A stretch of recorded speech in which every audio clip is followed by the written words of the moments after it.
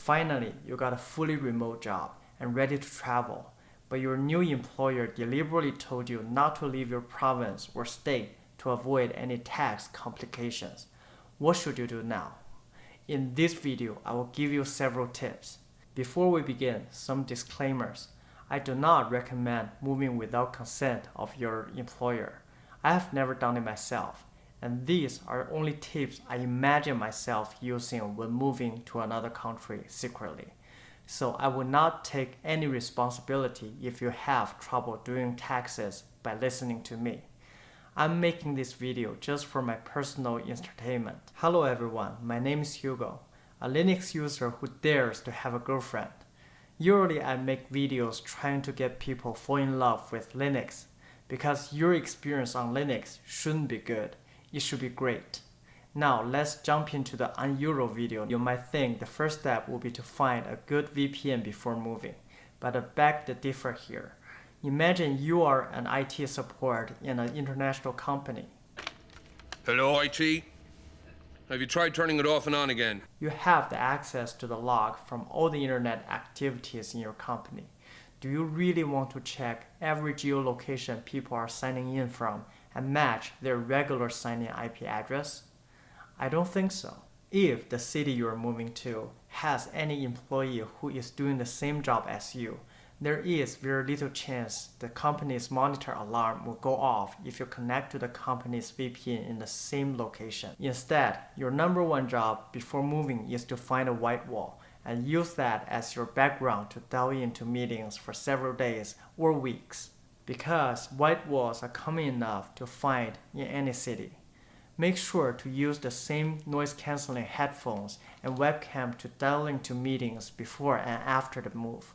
This way, even if the internet environment might differ in the new location, you are taking all the measurements you have the control over between your moves. Another idea is after the move, keep your weather app on your phone with the previous location information and check the weather every time before you're going into the meeting. Even though you may not get a chance to talk about it every single time, but once you do, you will sound realistic to others. Second, do not move to a place which has a poor internet connection. This is essential. I moved back to China to work last winter, and China required all the passengers from other countries to be quarantined for 2 to 3 weeks before they can go home.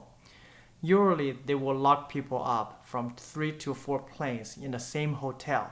I was forced to stay in a room for 3 weeks while having to pay all the expenses out of my pocket. Because everyone was fighting for the same internet, we used it up. But if we don't treat the internet with the respect, it could one day be gone forever. Thank God I was working for a company in which all the software engineers had been working remotely in different countries for more than 10 years.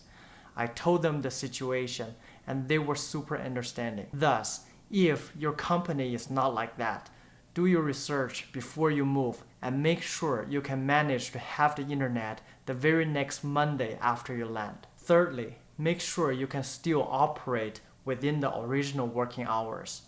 I have a close friend who recently did this. He moved to Nepal while still working for a company operating in the Pacific time zone. And he told me after his trip that there were some angry people because he was offline after 4 p.m. PST.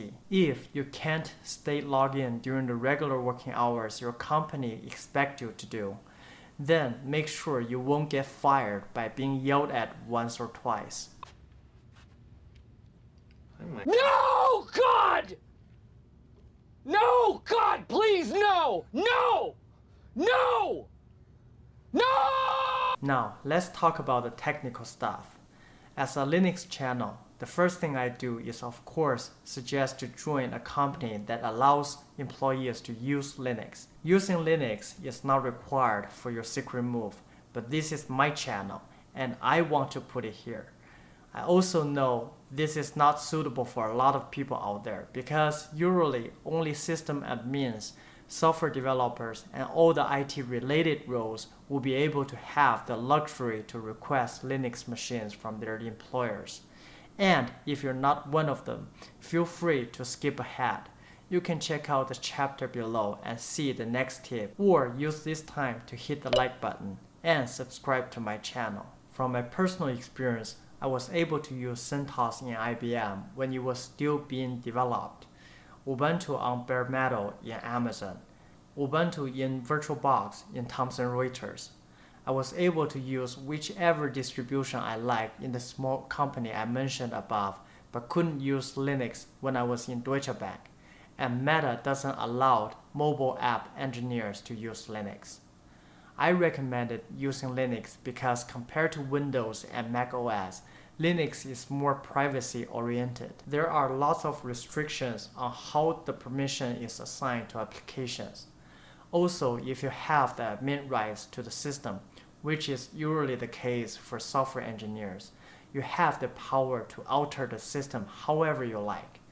You can also see what is being installed and monitored by the company on your system, so you can have the sense of what you can or cannot do. You can also disable the system from using the location service.